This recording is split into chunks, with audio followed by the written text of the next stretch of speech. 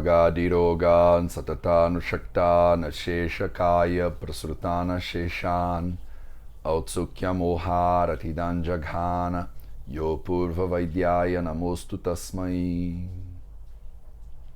Sejam bem-vindos a mais um vídeo da série Vida Veda nos Samhitas no canal do Vida Veda no YouTube. Meu nome é Matheus. E hoje a gente vai continuar nossa leitura do Ashtanga Hridaya Sutrasthana, capítulo 1, com a segunda metade do shloka número 29. Hoje a gente vai terminar a nossa série de características das quatro pernas do tratamento ayurvédico. Então, hoje a gente vai falar sobre as quatro pernas do rogi, do paciente. A gente falou nas últimas 3 semanas sobre o médico, falamos sobre os remédios, falamos sobre o assistente, né, do médico, o atendente, e hoje a gente vai terminar essas 4 pernas falando um pouquinho sobre o paciente. E ele diz o seguinte: Adhyorogi bishakvashyo nyapakasatvavanapi. Bom, vamos lá palavra por palavra. O rogi, ele tem que ser, primeiro de tudo, adhyaha. Então, adhyaha significa que ele tem muito recurso financeiro, ele tem dinheiro, né? E vamos tentar entender por quê, né? Antes que as pessoas me escrevam, mas Matheus, o Ayurveda então é uma ciência da elite, ele é feito só para quem pode pagar, isso é um absurdo, temos que socializar o Ayurveda. E antes disso, né, vamos tentar entender o que o Samhita está querendo dizer, né, com isso. Por que a primeira característica, a característica talvez mais importante de um paciente, seja ele ser adhyaha? Então, essa característica é fundamental porque o tratamento ayurvédico, na maioria das vezes, quando ele envolve tratamentos, quando ele envolve um panchakarma, por exemplo, ele fica extremamente custoso. Então, alguém precisa pagar o tratamento. Não é porque os médicos ayurvédicos são médicos extremamente caros. Não é porque a hora de um médico são milhares e milhares de reais. Não é porque a gente tem o rei na barriga, né? E a gente acha que um médico ayurvédico deveria ganhar, ficar milionário, né? Muito pelo contrário. Mas o fato é que, por exemplo, num panchakarma qualquer, o paciente precisa passar por determinados procedimentos. Por exemplo, num virechana, uma preparação para um virechana. Imagina que a gente faz 5 dias de preparação para um virechana com abhyangas e svedanas diários. Então, abhyanga é uma terapia de aplicação de óleo que pode usar litros de óleo. Então, isso é bastante custoso, né? Além do tempo do Vaidya, que vai ficar ali disponível durante uma semana para fazer essa terapia, você tem um custo de equipamento muito intenso dentro do tratamento. E realmente são coisas que são caras às vezes, né? E não tem por onde. Se o médico não pagar, o paciente não pagar, o médico não pagar, o assistente, se alguém não pagar, não vai ter, né? Então alguém precisa pagar. E a quem cabe o custo do tratamento? É ao paciente que cabe o custo do tratamento. A não ser que você tenha um ambiente no qual o governo cubra esses custos, e antigamente isso era muito comum, né? Antigamente o rei, ele cobria, ele que pagava o Vaidya, né? O Vaidya era um funcionário público, né, ao longo da história desse conhecimento. O Vaidya não deveria cobrar pela consulta, por exemplo, de forma tradicional, porque ele já estava sendo sustentado pelo Estado, né, de alguma forma, o que não acontece mais hoje em dia. E aí vocês veem que, por exemplo, uma sessão comigo, ela é cobrada, a gente não tem mais como ser sustentado pelo Estado da forma como era antigamente. Mas o paciente tem que ter dinheiro para, pelo menos, custear o preço do tratamento, dos ingredientes do tratamento, e que tem que ser bons ingredientes, né? Não adianta a gente também fazer uma terapia de oleação com um óleo mais barato de cozinha de girassol qualquer, entendeu? Ou um óleo de soja. Não é assim que funciona, infelizmente. A gente não vai ter os efeitos adequados, como a gente viu lá, né, há uns 2 vídeos atrás, quando a gente estava falando das características positivas dos remédios, né?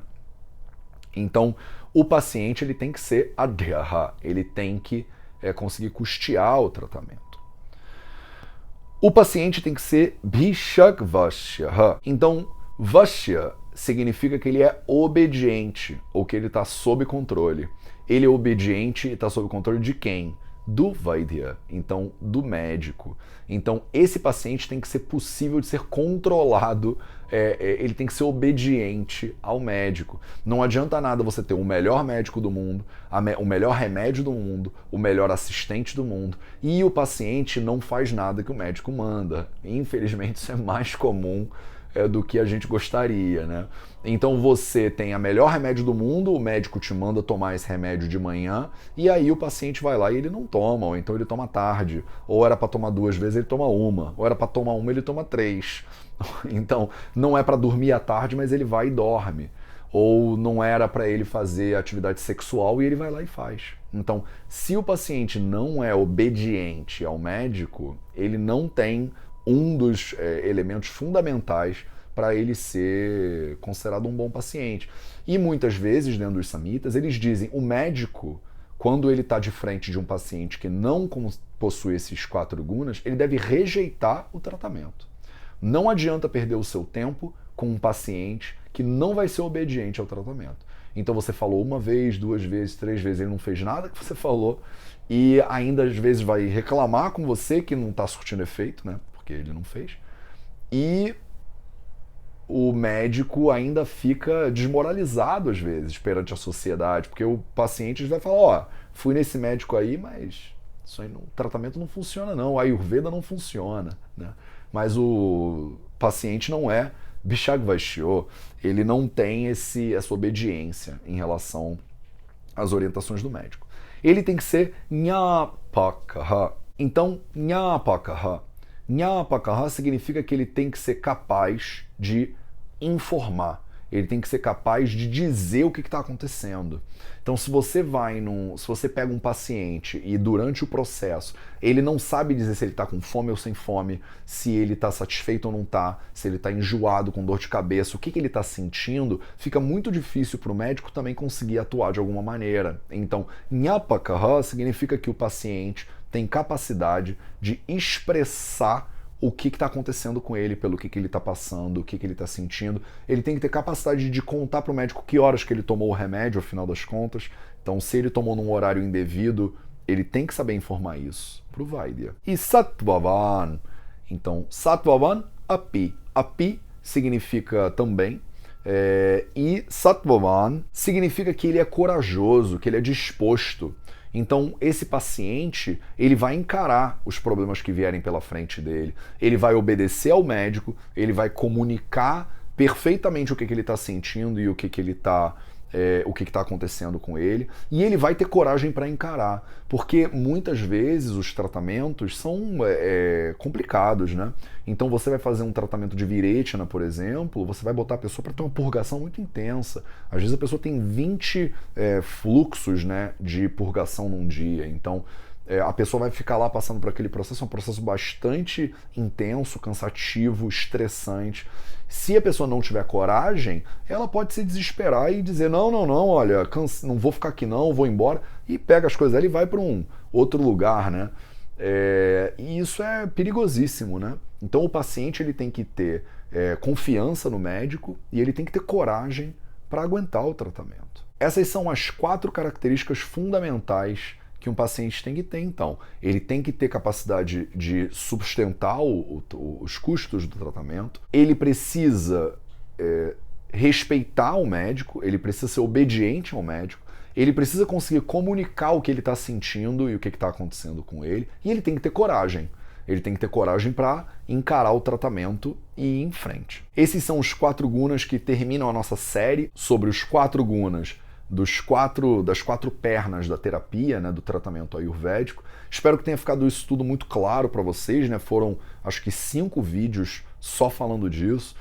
Se ficaram ainda algumas dúvidas sobre o vídeo de hoje ou sobre qualquer um desses outros, deixa aqui nos comentários. Eu recomendo muito, como sempre, que vocês usem essa semana de hoje até a próxima quarta-feira para revisarem esses vídeos, para repetirem esses isloquinhas. Como eu já falei para vocês antes, se você criar uma rotina de todo dia de manhã repetir esse shloka 3 vezes durante uma semana, imagina que interessante, você já está botando um pouco mais de sânscrito para dentro, você já está ficando acostumado com o som, com a pronúncia, com as palavras. Eu sei que pode parecer que isso não tem efeito nenhum, mas ao longo dos meses, ao longo dos anos, isso acumula e quando a gente chegar no final do Sutrasthana, vocês já vão estar experts no sânscrito e andando bastante dentro do Ayurveda.